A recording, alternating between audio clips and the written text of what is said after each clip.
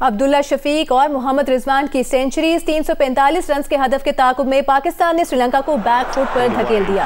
हदफ के ताकुब में पाकिस्तान टीम की पेशकदमी जारी है। इनिंग्स की शुरुआत की अगर बात की जाए तो उसमें बाबर और इमामुल हक नाकाम नजर आए, फिर अब्दुल्ला शफीक और रिजवान ने टीम को संभाल लिया। वॉर रूम गजा में हमें ज्वाइन करेंगे हमारे साथी एंकर मुबशर हाशमी।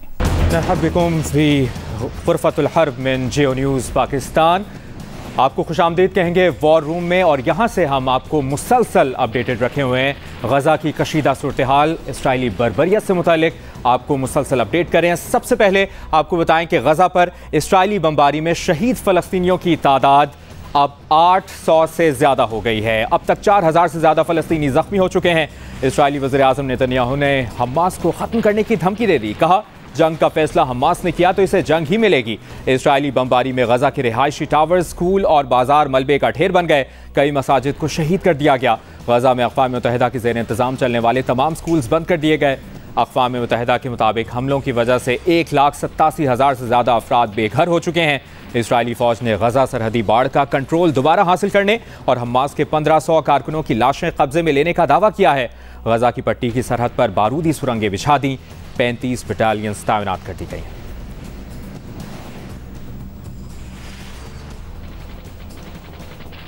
और आपको यह भी बताएं कि हमास ने इसराइली शहर अस्कलान में रॉकेटों से हमला कर दिया है। इस कार्रवाई से मुतालिक आपको आगाह करें, कार्रवाई को गजा पर हमलों का बदला करार दे दिया। हफ्ते से अब तक हमास के हमलों में हलाक होने वाले इसराइलियों की तादाद 1100 से ऊपर हो गई है। इसराइली फ़ौज ने हिजबुल्लाह से झड़प में इसराइली फ़ौज के 300 ब्रिगेड के डिप्टी कमांडर की हलाकत की तस्दीक कर दी।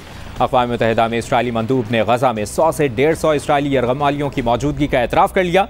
यमन के हौथियों ने गजा को रेड लाइन करार दे दिया। हमास और अल-क़साम ब्रिगेड को मदद की पेशकश कर दी है। अमरीका को भी वार्निंग दे दी कि गजा में मुदाखलत की सूरत में ड्रोन्स और मिसाइलों से जवाब दिया जाएगा।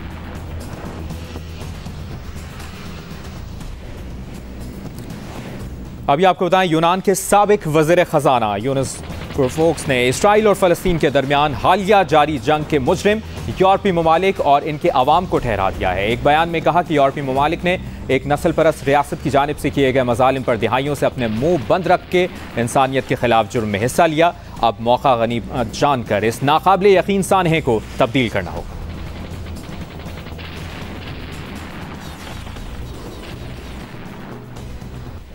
और आपको ये भी बताएं कि फ़लस्तीनियों पर इसराइली मज़ालिम पर यहूदी सहाफ़ी भी बोल पड़े हैं। यहूदी सहाफ़ी एंटनी लुइस्टन ने तुर्क मीडिया से इंटरव्यू के दौरान इसराइल के फ़लस्तीनियों पर जारी मज़ालिम को खुलकर बयान किया। कहा, हमास के इसराइल पर हमले की कोई भी तवक्को नहीं कर रहा था, लेकिन यह हमला क्यों हुआ, इसकी वजूहात क्या हैं, इस पर वो बिल्कुल हैरान नहीं। जब आप किसी कौम पर दिहाइयों तक काबिज़ रहते हैं तो रद्द अमल आता है। सहाफ़ी ने फ़लस्तीनियों पर मगरिब के दोहरे मयार पर भी सवाल उठाया।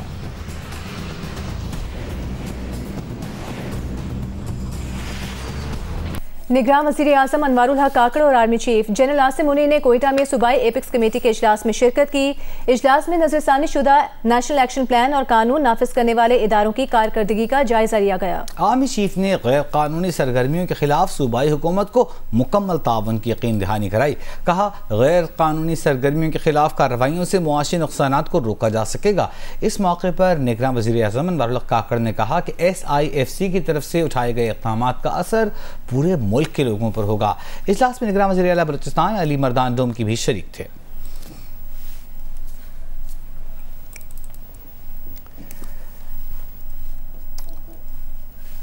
मुस्लिम लीग नून के तहत जहलम और जड़ावाला में अलग अलग जलसे मुनक़िद किए गए। जहलम में खिताब करते हुए बिलाल अज़हर कियानी ने कहा कि 21 अक्टूबर को कायद नवाज शरीफ का तारीख़ी इस्तक़बाल होगा।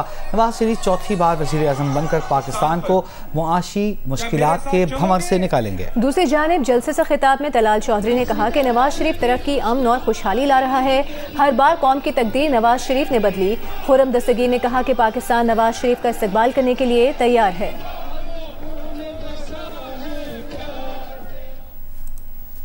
सुप्रीम कोर्ट में प्रैक्टिस एंड प्रोसीजर एक्ट की समाअत के दौरान चीफ जस्टिस काजी फाइज ईसा और जस्टिस मुनीब अख्तर के दरमियान बहस हो गई। चीफ जस्टिस पाकिस्तान ने वकील से कहा, बेंच के सवालों का जवाब देने की बजाय अपने दलाइल जारी रखें। हर सवाल का जवाब देंगे तो समाअत मुकम्मल नहीं हो सकेगी। अगर किसी ने अपना जहन पहले ही बना लिया है तो वो अपने फैसले में लिख देगा। जस्टिस मुनीब अख्तर ने कहा कि मामला पहले से जहन बनाने का नहीं है, बल्कि इस बेंच का हिस्सा होने के नाते सवाल करने के हक का है।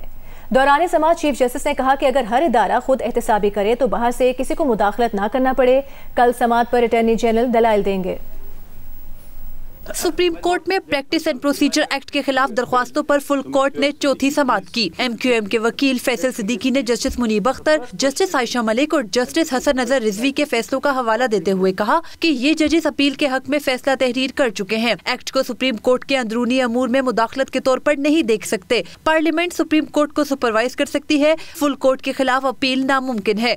जस्टिस इजाजुल एहसन ने कहा, सुपरवाइज करने का मतलब तो सुप्रीम कोर्ट को कंट्रोल करना होगा। Supreme court practice and procedure act से सुप्रीम कोर्ट की आजादी में मुदाखलत की गई। एक्ट से पार्लियामेंट पर आयद तमाम आईनी पाबंदियों की खिलाफ वर्जी हुई। आइन में पार्लियामेंट को सुप्रीम कोर्ट से मुतालिक बराह रास्त कानून साजी का इख्तियार दर्ज नहीं। अपील का हक झेली आईनी कानून साजी से नहीं दिया जा सकता। जस्टिस मुनीब अख्तर ने इस्तफसार किया कि क्या पार्लियामेंट सुप्रीम कोर्ट रूल्स खत्म भी कर सकती है?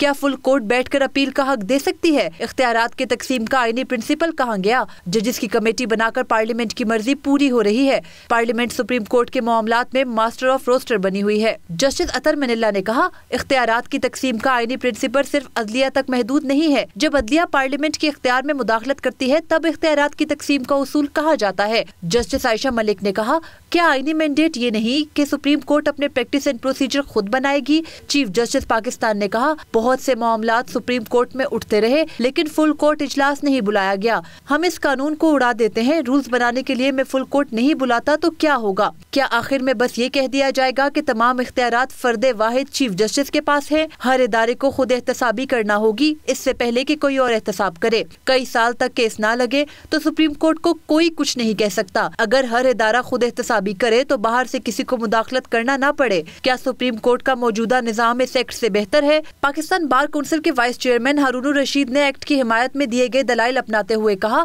कि बार काउंसिल कई बार करारदादे मंजूर कर चुकी है कि ये कानून साजी की जाए। अगर आइन के मुखालिफ फौजी आमिर को फौज के सरबराह और मुल्क का सदर करार दिया जा सकता है तो ये कानून साजी भी हो सकती है। फुल कोर्ट ने केस की समाअत 11 अक्टूबर तक मुलतवी कर दी। आखिरी समाअत पर अटॉर्नी जनरल दलाइल देंगे। मरियम नवाज, जियो न्यूज़, इस्लामाबाद।